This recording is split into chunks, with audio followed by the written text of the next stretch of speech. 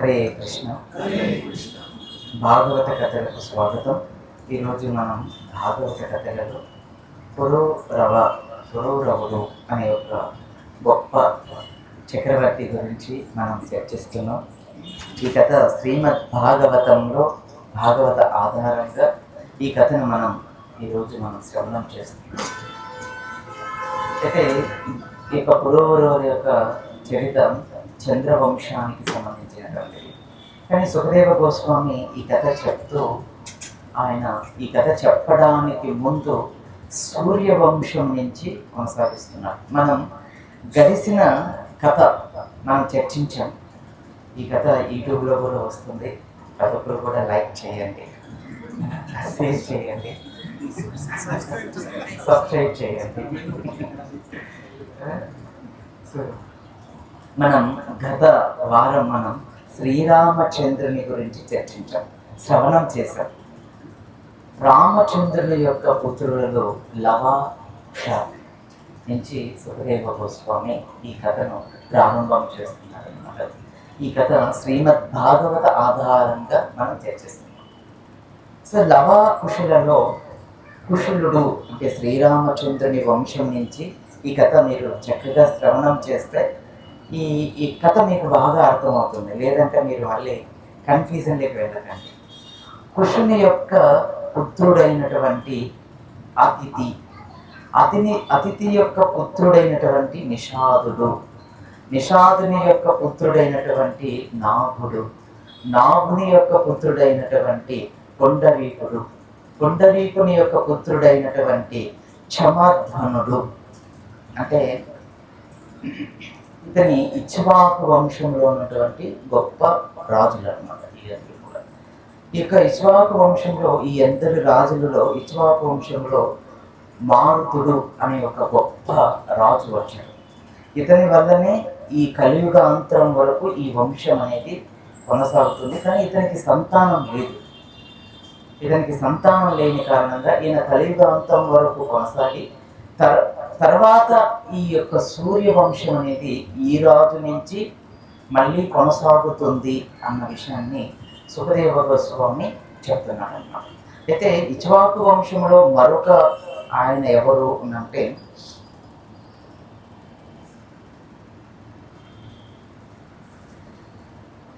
ఇతను కలియుగాంతం వరకు కూడా ఉండి ఈ వంశాన్ని మళ్ళీ కొనసాగిస్తారన్నమాట. సూర్యవంశం మరొక రాజు ఏమిటి అంటే ఇక్ష్వాకు వంశంలో చివరి రాజు ఎవరు అంటే సుమిత్రుడు అనే ఒక గొప్ప రాజు అన్నమాట. అతని నుంచి వచ్చినటువంటి గురించి ఇప్పుడు సుఖదేవ గోస్వామి చెప్తున్నాడు అనమాట. ఇక్ష్వాకు తనయుడైనటువంటి ఆయన ఈ యొక్క సుమిత్రుడుకి కూడా సంతానం లేని కారణంగా ఆ సూర్యవంశంలో అక్కడి వరకు ఇదే కూడా మరొక సంతానమైనటువంటి ఇక్ష్వాకు రాజు అయినటువంటి పుత్రుడు నిమి అనే ఒక గొప్ప రాజు ఉన్నాడన్నమాట. సుఖదేవ గోస్వామి ఇక్కడ ఆ నిమి యొక్క గొప్పతనాన్ని వివరిస్తూ ఉన్నాడు.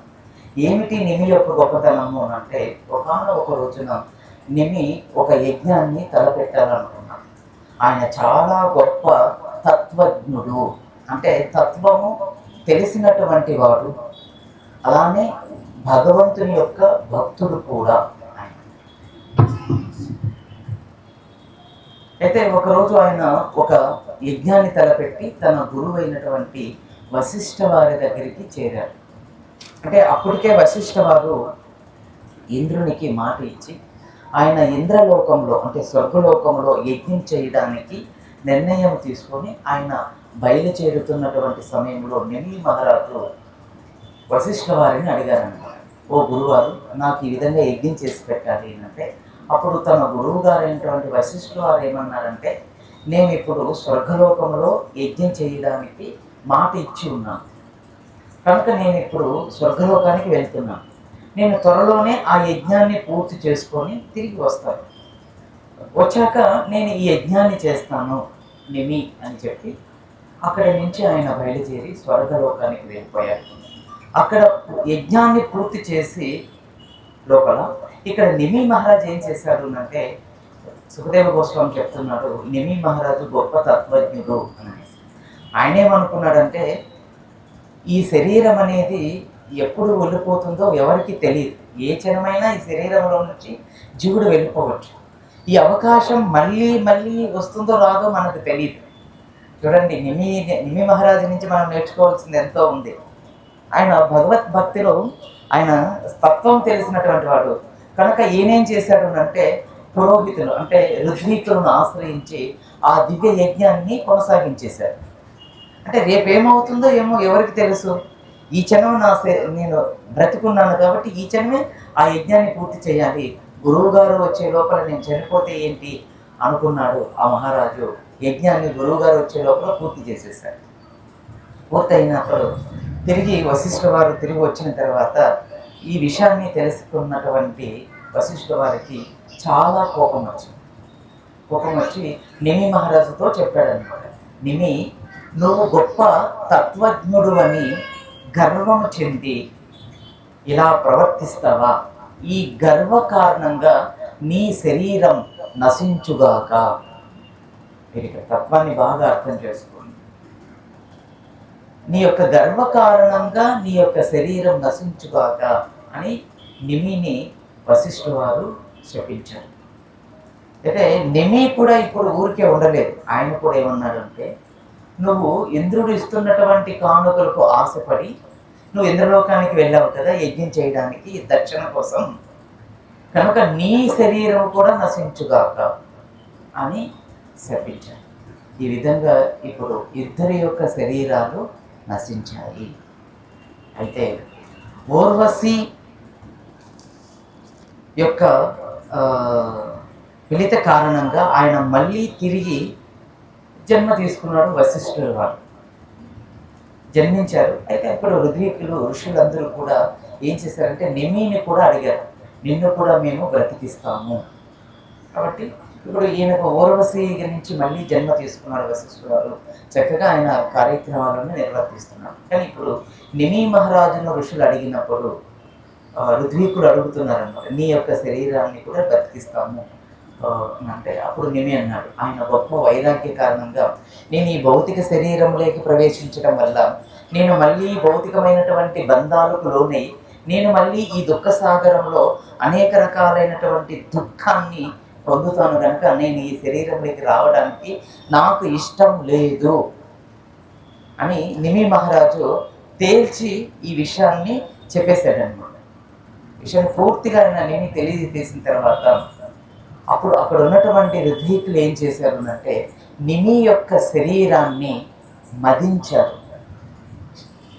మదించగా ఆయనలో నుంచి ఒక పురుషుడు జన్మించాడు. ఆయనే మిథిలుడు అని పిలుస్తారన్నమాట, లేదా జనకుడు అని కూడా పిలుస్తారన్నమాట. అక్కడి నుంచి ఈ జనక వంశం అనేది ఈ యొక్క మిథిలా నగరం ఎక్కడైతే ఆ యొక్క నిమి మహారాజు యొక్క శరీరాన్ని మదించారో ఆ మదించిన కారణంగా జన్మించారు కాబట్టి మిథిలుడు, మిథించారు కాబట్టి మిథిలా నగరం ఆ ప్రదేశానికి పేరు వచ్చిందన్నమాట. ఆ విధంగా ఆయన జన్మించారు. ఆయన తర్వాత ఆయన వంశంలో చాలామంది అంటే రాజులు ఈ యొక్క రాజ్యాన్ని ఆ యొక్క నగరాన్ని పరిపాలించారు. ఎవరు అంటే ఉదాసునికి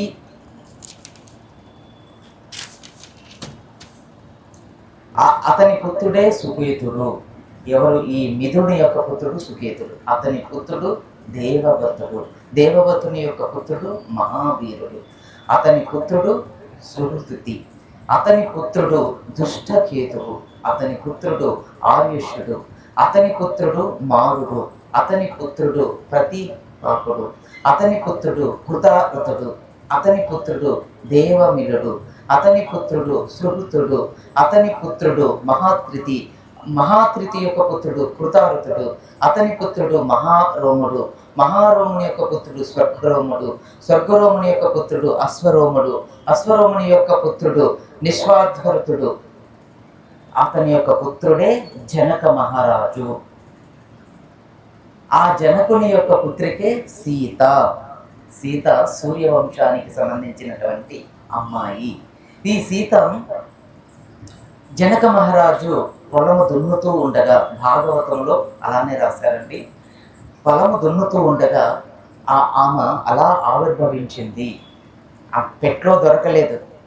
ఆయన ఇలా దున్నుతూ ఉండగా ఆయన ఇలా తిప్పుకొని వచ్చే లోపల ఆ పొలంలో నుంచి ఆ అమ్మాయి ఇలా పైకి వచ్చింది అనమాట. సో అందుకని ఆ నగరం అంతా కూడా ఎలా ఉంటుంది అంటే, దేహానికి అతీతంగా ఆ నగరం ఆ రాజులు ఉంటారన్నమాట. వాళ్ళు ఎల్లప్పుడూ కూడా వైరాగ్యం కలిగి ఉంటారు, ఆత్మజ్ఞానం కలిగి ఉంటారు. ఎందుకంటే ఈ భౌతిక జగత్తులో రెండు రకాలైనటువంటి ద్వంద్వాలు ఉంటాయి. అంటే సుఖం, అలానే దుఃఖం. మనం ఎప్పుడు కూడా సుఖాన్ని కోరుకుంటాం. శాస్త్రం శ్రీమద్ భాగవతం ఏం చెప్తుంది ఇక్కడ అంటే, సుఖానికి దుఃఖానికి ఈ భౌతిక జగత్తులో తేడా ఏమీ లేదు. ఇది మనం అర్థం చేసుకోవాలి. దుఃఖమైన సుఖమైన తేడా ఏమీ లేదన్నమాట, రెండు ఒకటే. ఎందుకంటే రెండు తాత్కాలికమైనటువంటివే, ఏవి కూడా మనకు శాశ్వతంగా ఉండవు అన్నమాట. ఇప్పుడు దుఃఖం వస్తే అది ఎల్లప్పుడూ దుఃఖం మనకు ఉండదు. అలానే సుఖం కలిగిందనుకో, సుఖము కూడా ఎల్లప్పుడూ మనకు ఉండదు. అందుకనే భగవద్గీతలో స్వామి ఏమంటాడు, సుఖం వచ్చినప్పుడు పొంగిపోకు, దుఃఖం వచ్చినప్పుడు కుంగిపోకు అని శ్రీకృష్ణ భగవానుడు భగవద్గీతలో మనకు తెలియజేస్తున్నాడు. ఇక్కడ ఈ యొక్క మిథిలానగర వాసులు, మిథిలానగర రాజు అయినటువంటి జనకుడు అటువంటి ఆత్మజ్ఞానము కలిగినటువంటి గొప్ప రాజర్షిగా ఆయన పిలిచినటువంటి రాజు. గొప్ప వైరాగ్యం కలిగి సాధారణ జీవనం కొనసాగిస్తూ ఎల్లప్పుడూ తత్వజ్ఞానముతో, అంటే వాళ్ళు తత్వాన్ని తెలిసి ఉంటారన్నమాట. అందుకనే సీతకు మరొక పేరు వైదేహి. ఆమె దేహానికి అతీతంగా ఉన్నటువంటిది. ప్రతి ఒక్కరూ కూడా ఆ విధంగానే ఇక్కడ మనం తెలుసుకోవాలండి. తత్వాన్ని తెలుసుకొని మనం దేహం కాదు, శరీరం కాదు, ఆత్మలం అన్న విషయాన్ని మనం తెలుసుకుంటే ఇక్కడ బాధ అనేదే ఉండదు. ఇక్కడ మనం బాధపడడానికి, పోట్లాడుకోవడానికి కారణం అదే. నేను శరీరం కాదు, ఆత్మని తెలుసుకోవాలి, మన శరీరం. అందుకని ఈ శరీరానికి ఇక్కడ దుఃఖాలు సుఖాలు కలుగుతున్నాయి. అందుకని ఇక్కడ ఈ వైదేహి రాజు ఏమంటున్నాడు జనకుడు అంటే, ఇవి రెండు కూడా క్షణకాలం, అంటే తాత్కాలికమైనటువంటివి కనుక ఈ మిథిలా నగరానికి సంబంధించినటువంటి వాళ్ళు ఎవరైతే ఉన్నారో వీటికి అతీతంగా ఆత్మస్థాయిలో వాళ్ళు ఎల్లప్పుడూ కూడా నిలిచి ఉంటారు అని భాగవతం మనకు చెప్తుంది. వాళ్ళు ఎల్లప్పుడూ కూడా ఆత్మ అంటే వీటి రెండిటికి అతీతంగా ఉంటారన్నమాట.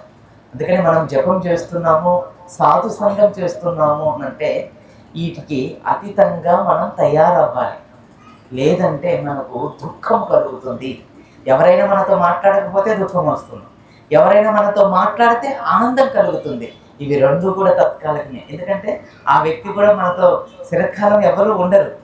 మనతో ఉండేది శాశ్వతం ఏమిటి అంటే, కృష్ణ భక్తి వల్ల కలిగేటువంటి ఆనందం ఏదైతే ఉందో అది మానవుడికి శాశ్వతంగా ఆనందాన్ని ఇస్తుంది. అదే మనం కోరుకోవలసినటువంటిది అనేది ఈ మిథిలా నగరం రాజు నుంచి మనం నేర్చుకోవాల్సింది. అతనికి కలిగినటువంటి సంతానం సీతామాత, ఏమే శ్రీరామచంద్రుని యొక్క భార్య. ఆమె లవకుశులకు కూడా తల్లి. మనం ఈ కథను ఎక్కడ ప్రారంభించాం? కుశుని యొక్క పుత్రుని నుంచి ప్రారంభించాం. పోయిన వారం రాముడి దగ్గర ఆపేసాం, కుశుల వరకు వచ్చాం.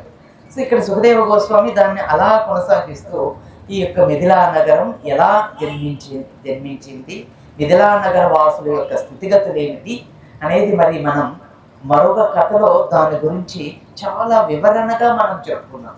ఇప్పుడు మనం చెప్పుకుంటున్నటువంటి కథ కురవర అనే యొక్క రాజు గురించి కదా.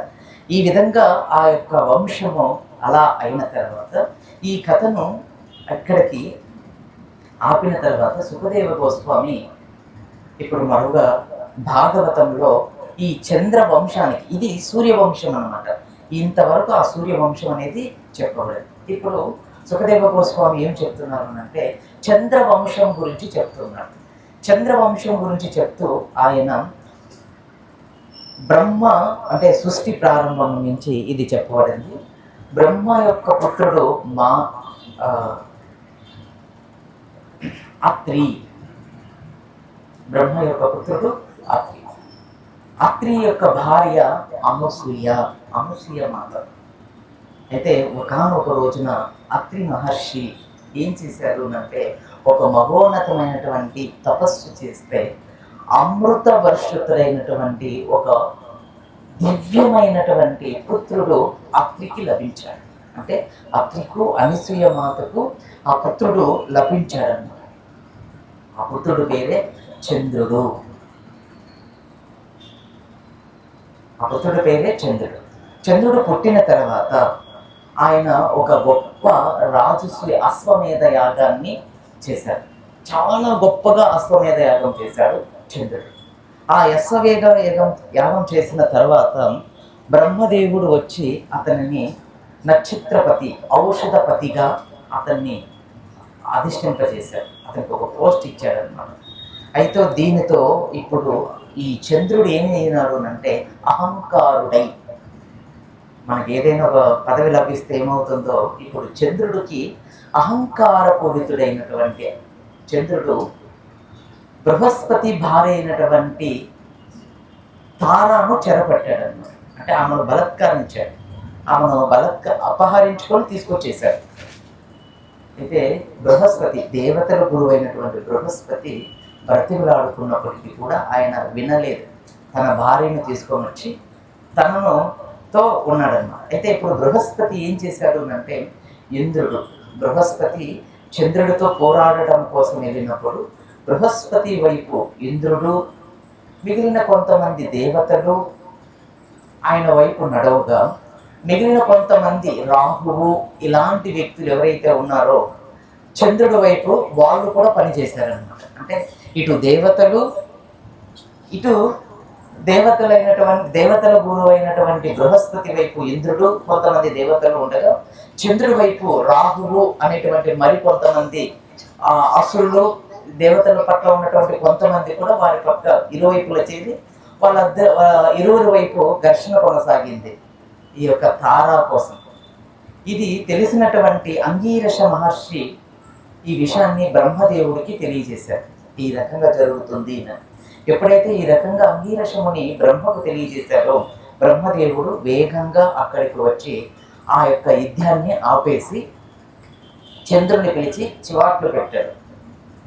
చివాట్లు పెట్టి తన భార్యను తనకి ఇమ్మని చెప్పాడు. అప్పటికే తార గర్భవతి ఉన్నది, ఆమె గర్భం దాల్చుంది. అప్పుడు వెంటనే బ్రహ్మ చెప్పాడు ఆ పుత్రుని ప్రసవించి వెళ్ళమని. ఆ పుత్రుడు రాగానే దివ్య తేజోమయుడు అనమాట. ఎంత తేజోవంతంగా ప్రకాశిస్తూ ఉన్నాడంటే చంద్రుని యొక్క పుత్రుడు కదండి, ఎంతో తేజోవంతంగా ఉంటే ఇప్పుడు ఆ పుత్రుని చూసినటువంటి బృహస్పతి వీడు నా పుత్రుడే అని బృహస్పతి, చంద్రుడు వీడు నా పుత్రుడు అని చంద్రుడు.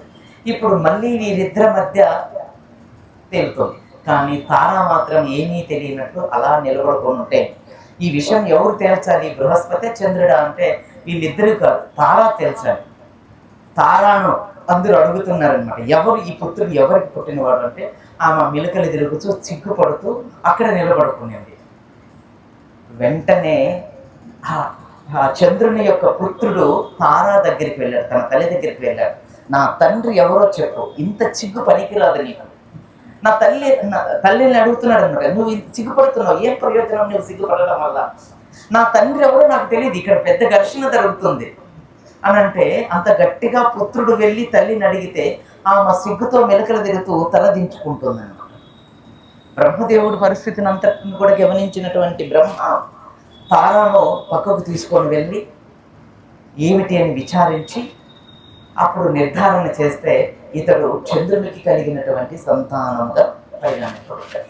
అయితే బ్రహ్మ చెప్పాడు ఇతను చంద్రుని యొక్క పుత్రుడు అనగా అప్పుడు చంద్రుడు ఆ పుత్రుని తీసుకొని తారాను బృహస్పతి తీసుకొని వాళ్ళు వెళ్ళిపోయారు. ఈ చంద్రునికి పుట్టినటువంటి పిల్లవాడు ఎవరైతే ఉన్నాడో అతనికి బుధుడని పేరు పెట్టారు, నామకరణం చేశారనమాట. ఎవరు? బ్రహ్మదేవుడే చేశారు నామకరణం చేయగా. అలాగా ఎవరు సంతానాన్ని వాళ్ళు తీసుకొని వెళ్ళిపోగా ఈ బుధుడికి ఇలాకు కలిగినటువంటి సంతానమే పురూరవ. పురూరవుడు అనే ఒక గొప్ప రాజు. ఇక్కడ నుంచి ఈ చంద్రవంశం అనేది మనం చర్చిస్తాం. సో ఈ విధంగా బుధునికి ఇలాకు కలిగినటువంటి సంతానం పురూరవ. అయితే ఇతను జన్మించిన తర్వాత ఎంతో తేజవంతుడు, పరాక్రమవంతుడు, గొప్ప బుద్ధిశాలి, గుణశాలి, యశోవంతుడు. ఆయన యొక్క కీర్తి భూమి అంతా కూడా వ్యాపించిందన్నమాట పురూరవుడి గురించి. అయితే ఒకానొక రోజున ఏం జరిగింది అని అంటే, దేవర్షి నారదముని స్వర్గలోకానికి వెళ్ళినప్పుడు అక్కడ స్వర్గలోకంలో నారదముని ఈ పురూరవుడిని గురించి వివరణ చేస్తూ ఆయన యొక్క గొప్పతనాన్ని, ఆయన యొక్క అందాన్ని, ఆయన యొక్క బల పరాక్రమాలను, ఆయన గురించి ఎంతో గొప్పగా స్వర్గలోకంలో వర్ణించారనమాట ఇంద్రుడు నారదముని. అంటే మీరందరూ అర్థం చేసుకోండి, పురూరు అంటే చెడ్డవాడేం కాదు, ఆయన మహోన్నతమైనటువంటి గొప్ప చక్రవర్తి. అటువంటి గొప్పవాడు, గొప్ప ధర్మాత్ముడు. అటువంటి వ్యక్తి గురించి నారదముని చెప్తున్నట్టు మనం ఇంకా ఆలోచించాల్సిన అవసరం లేదు. అయితే ఈ విషయాలు విన్నటువంటి ఊర్వశి అనే ఒక అస్పర్శ ఆ అమ్మాయి ఊర్వశి ఆయన గురించి విని ఆయన పైన కామపీడితురాలై పురూరుని పట్ల ప్రేమ కలిగింది. ఇప్పుడు ఆమె మనసులో ఎక్కడ స్వర్గలోకంలో కలిగి ఆమె వెంటనే లలలలలా అని కిందకి వచ్చేసింది అన్నమాట. భూలోకానికి వచ్చేసి పురూరుని కలుసుకునేది. పురూరు కూడా ఊర్వశిని చూడగానే ముగ్ధుడైపోయాడు.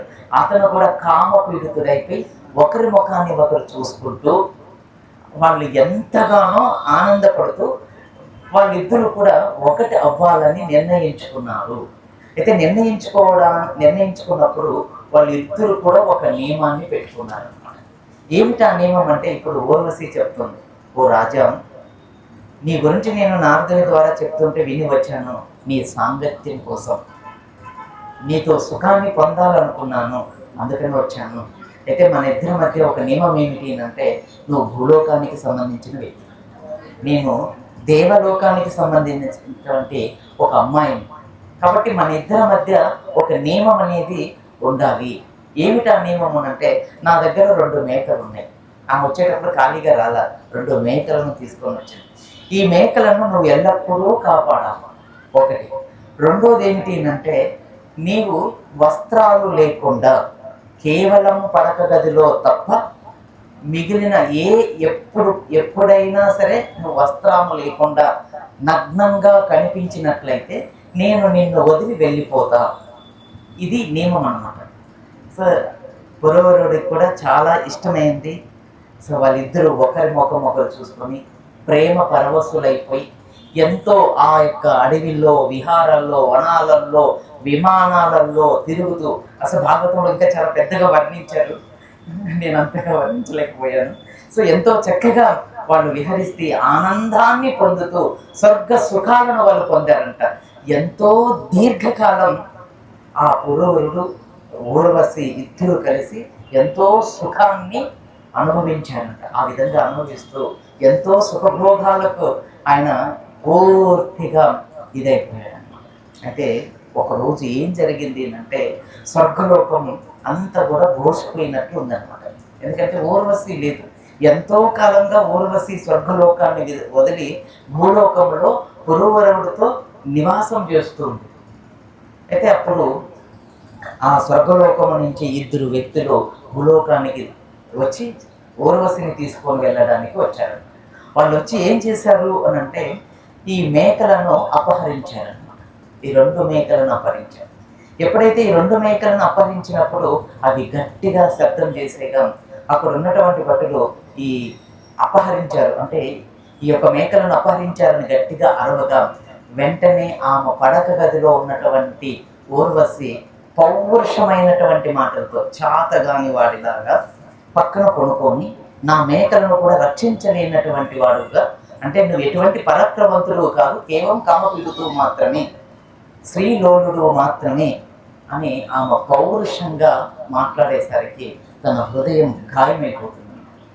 వెంటనే ఆ పడక గదిలో బట్టలు కూడా లేవు, లేచి కత్తి తీసుకొని వేగంగా వెళ్ళి రాత్రిలో ఆ యొక్క మేకలను తీసుకొని వచ్చే లోపల ఈ దేవతామూర్తులు ఎవరైతే ఉన్నారో స్వర్గలోకం నుంచి వచ్చిన వాళ్ళు ఆమె గదిని అంతటిని కూడా కాంతివంతం చేసేసారు.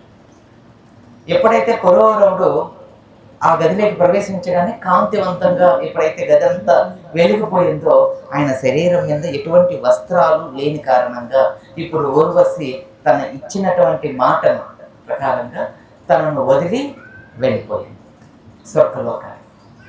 ఎప్పుడైతే తను స్వర్గలోకానికి వెళ్ళిపోవాలని నిశ్చయించుకునిందో ఇప్పుడు పురూరవుడు చాలా దుఃఖిస్తున్నాడు, భయానకంగా దుఃఖిస్తున్నాడు. ఎంతగానో ఆయన దుఃఖం అనేది ఒక భయానకంగా మారిపోయిందనమాట. ఆమె దుఃఖంలో ఇది చేస్తూ ఆమె కోసమే ఒక పిచ్చి పట్టిన వాడిలాగా ప్రేమలో విఫలమైనటువంటి వ్యక్తి ఏ విధంగా అయితే సంచరిస్తాడో అట్లా అడవులు కోనలు అన్నిటిని వెతుకుతూ ఊర్వశి ఊర్వశి అని ఆమెను పిలుస్తూ ఒక పిచ్చోడులాగా ఉన్మాదులాగా తిరుగుతూ ఉండగా కురుక్షేత్రానికి చేరుకున్నాడు. రాజా అక్కడ ఊర్వశి తన చెలికత్తెలతో కలిసి ఆ కురుక్షేత్రంలో సంచరిస్తున్నటువంటి దృశ్యాన్ని చూసినటువంటి పురూరవుడు వెంటనే ఊర్వశి దగ్గరికి వెళ్ళి గట్టిగా ఆలింగనం చేసుకొని, ఊర్వశి నన్ను వదిలి వెళ్ళొద్దు, నువ్వు లేకపోతే నేను బ్రతకలేను, నీకోసం నా ప్రాణాలు ఇస్తాను, నీకోసం చెప్పు ఏం కావాలా, నా ప్రాణం కావాలా ఇచ్చేస్తా, చేయి కోసుకోమంటే చేయి కోసుకుంటా, పీక కోసుకోమంటే పీక కోసుకుంటా. ఇవన్నీ ఈ రోజుటి కాదండి, ఆ రోజు నుంచి వచ్చినాయి. అందుకది పెద్ద లవ్ స్టోరీ. ఇప్పుడు ఆ రాజు ఆ ఊర్వశిని ఆ విధంగా బతిమలాడుకుంటున్నాడు అనమాట. నువ్వు లేకపోతే నేను బ్రతకలేను, నువ్వు లేకపోతే నా జీవితం అంధకారం అయిపోతుంది, నువ్వు లేకపోతే నాకు చీకటి, నాకు దిక్కు తోచదు, నేను ఒక పిచ్చి పట్టిన వాడి లాగా ఉన్మాదుల్లాగా తిరుగుతున్నాను అని ఎంతగానో బతిమలాడితే ఊర్వశికి కూడా ఆయన యొక్క బాధను చూసి తట్టుకోలేక సహించుకోలేక ఆమె కూడా బాధ కలిగి ఒక ఒప్పందం చేస్తుంది. మళ్ళీ నేను సంవత్సరంలో ఒక రోజు మాత్రమే, అది ఒక రాత్రి, ఒక రోజుకు నేను నీకు భారీగా ఉంటాను, నీకు ఆనందమైన అంగీకారమైన, నువ్వు ఇలా బాధపడద్దు అని ఊర్వశి పురూరవుడికి చెప్తుంది అన్నమాట. ఒకరోజు సంవత్సరంలో ఒకరోజు నీకు భారీగా ఉంటాను. అయితే దానికి సమ్మతించినటువంటి ఈ రాజు దానికి సమ్మతించి, సరే కనీసం ఒక రోజైనా నాకు భారీగా నా పక్కన ఉంటుంది కదా అనే ఒక ఆలోచనలో సంతోషించాడు. కానీ ఊర్వశి ఆ ఒక్క రోజుకు స్వర్గంలో ఉన్నట్లు భావించారు. ఆ ఒక్కరోజు అయిపోయిన తర్వాత మళ్ళీ సంవత్సరం వరకు ఆయన దుఃఖ సాగరంలోకి వెళ్ళిపోయారు. అలాగా ఒకరోజు ఊర్వశి, నీ ద్వారా నేను నీకు సంతానాన్ని ఇస్తాను అని చెప్పి, తర్వాత నేను ఎల్లాకాలం నీతో గడపడం అవ్వదు కనుక నీకు నాలాంటి సౌందర్యవతి అయినటువంటి ఒక రూపవతిని గంధర్వులను ప్రార్థించగా నీకు లభిస్తుంది అని చెప్పి ఒక మంత్రాన్ని ఇవ్వగా, ఆ మంత్రాన్ని స్మరించగా ఊర్వశి లాంటి ఒక అందమైనటువంటి ఆగ్నేంద్రి అనే ఒక అమ్మాయి, అంటే ఆమె కూడా ఒక అప్సరస, ఈ ఊర్వశిలాగా ఉంటుందన్నమాట. ఆమెను ఈ భూలోకానికి పంపించారనమాట. ఎందుకు? పురూరవుడితో ఉండడం కోసం. అయితే పురూరుడు కూడా ఆమెతో విహరించాడు. ఆనందం కలగల. సారికి ఊర్వశినే గుర్తుకొస్తుంది.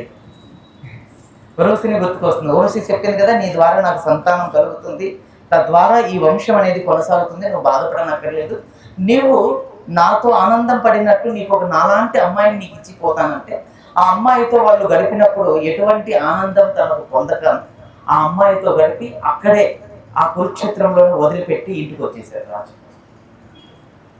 ఆ అమ్మాయి అంటే తన భార్య కాదు, అంటే ఊర్వశి కాదని తనకు తెలుసుకున్నప్పుడు ఆమెను అక్కడే వదిలిపెట్టేసి తన రాజ్యానికి తిరిగి వచ్చేసి ఇప్పుడు ఆయన పనుకొని కలలు కంటున్నాడు అనమాట. తన భార్య అయినటువంటి ఊర్వశిని గురించి ఆలోచిస్తూ కలగంటున్నాడు అనమాట. ఎలాగైనా సరే నేను ఊర్వశి అంటే ఆమె స్వర్గలోకంలో ఉంది కాబట్టి అక్కడికి వెళ్ళిపోయి ఆమెను కలుసుకొని శాశ్వతంగా నేను ఆమెతోనే ఉండాలి అని కల కంటున్నటువంటి సమయంలో త్రేతాయుగం ప్రారంభమయ్యింది అని సుఖదేవ గోస్వామి చెప్తున్నాడు. అంటే ఆ కళలోనే త్రేతాయుగం ప్రారంభమైపోయింది. ఈ కథ సత్యయుగం సువర్ణ అంటే సంధ్యా సమయం, అంటే త్రేతాయుగం ప్రారంభంలో జరిగింది. ఇప్పుడు ఆ కళలు జరుగుతున్నటువంటి ఆ కళలో నుంచి తేలుకోగానే త్రేతాయుగం ఆరంభమైపోయింది. కాబట్టి యుగ సంధి సమయంలో జరిగింది కాబట్టి ఇప్పుడు యుగం ప్రారంభం అయిపోయింది. కాబట్టి ఇప్పుడు పురూరవుడు యుగ ధర్మాన్ని పాటిస్తున్నాడు అని సుఖదేవ గోస్వామి చెప్తున్నారు. ఏమిటి ఈ యుగ ధర్మము అంటే యజ్ఞం, యజ్ఞో విష్ణువు అని మనకు వేదం చెప్తుందన్నమాట. ఇప్పుడు పురూరవుడికి వెంటనే తన మనసు మారిపోయి యజ్ఞం చేయదలిచాడు. అంటే పూర్తిగా ఏం మారలేదండి, ప్రేమించిన వారి పరిస్థితి ఇక్కడే ఉంటుందన్నమాట. ఆయన ఇప్పుడు యజ్ఞాన్ని తలపెట్టాడనమాట విష్ణువు కోసం. అయితే ఆ యజ్ఞం ఎటువంటి యజ్ఞం అంటే కమ్యకర్మ యజ్ఞం. అంటే అక్కడి నుంచి ఈ కమ్యకర్మ యజ్ఞం అనేది ప్రారంభమయ్యింది. అది త్రేతాయుగం నుంచే ప్రారంభమయ్యింది అన్న విషయాన్ని భాగవతం మనకు తెలియజేస్తుంది. అలా వేదంలో విష్ణు ప్రీతార్థంగా చేయవలసినటువంటి యజ్ఞాన్ని ఈ పురూరవుడు ఊర్వశి పట్ల ఉన్నటువంటి తన ప్రేమను, ఊర్వశిని మర్చిపోలేక ఆ యజ్ఞములో కూడా ఏం చేశాడు అంటే ఊర్వశి స్వాహ, ఊర్వశి స్వాహ, ఊర్వశి స్వాహ, ఊర్వశి స్వాహ.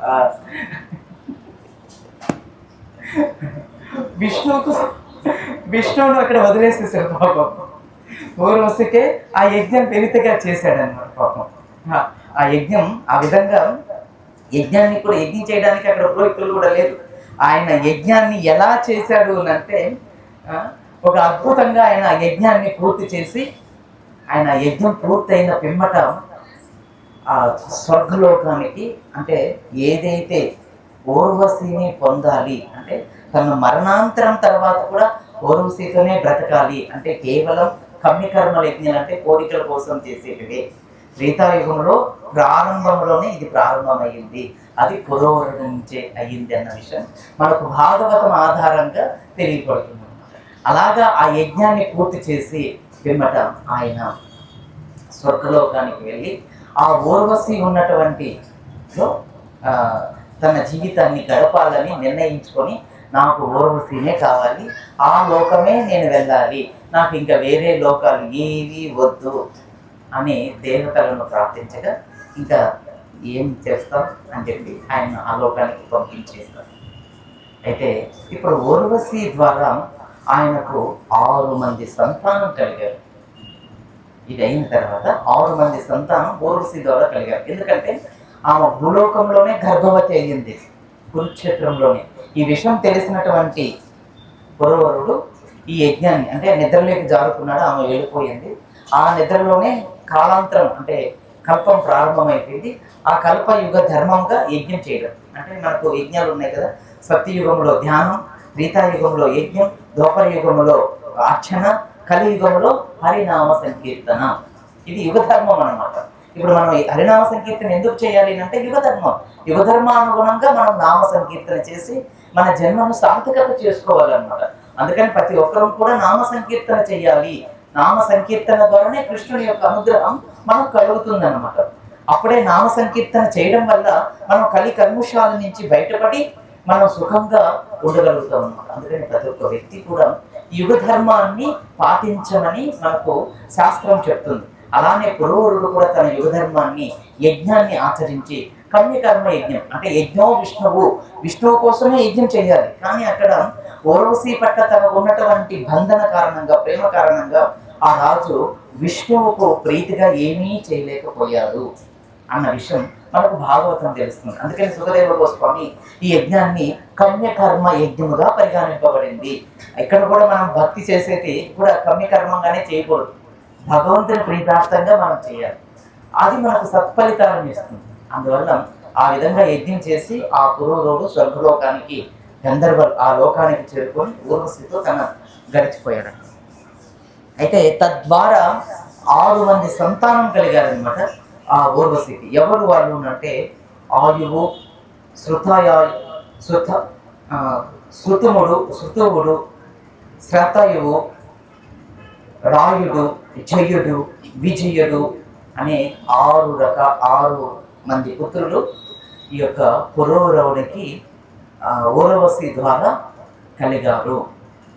అయితే దీంట్లో మనో అద్భుతమైనటువంటి విషయం ఏంటంటే ఈ విజయుని వల్ల కలిగినటువంటి సంతానం ఏమిటి అనేది మనం వచ్చే వారం చెప్పుకుంటాం. ఆయన నుంచి కలిగినటువంటి సంతానమే పరశురామ ప్రభు. రేపు వారం మనం పరశురామ ప్రభు గురించి మనం చర్చిస్తాం. హరే కృష్ణ. గంధరా శ్రీమద్ భాగవత కథకి శిల ప్రభుపాదకి గౌర ప్రేమానందే.